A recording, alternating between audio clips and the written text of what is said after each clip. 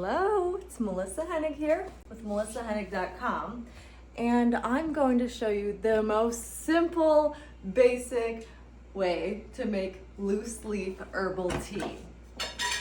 This is like, you may have already done this, but if you haven't, it's so beautiful to drink a warm cup of tea. This is great for after dinner. This is good old classic peppermint tea. And here we go. This is a loose leaf steep. That's kind of funny coming out.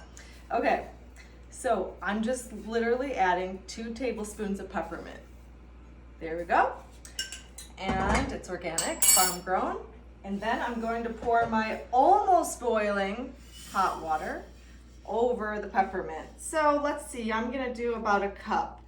And this is just gonna steep for 10 to 15 minutes. It's a quick, short steep, and it's very aromatic, the peppermint. There's a lot of volatile oils, which is the medicine, and you don't want the medicine and the oils to come out. So put on a lid, let it steep for 10 to 15 minutes, and enjoy a cup of tea. Peppermint is so high in vitamins and minerals as well. There's calcium and potassium.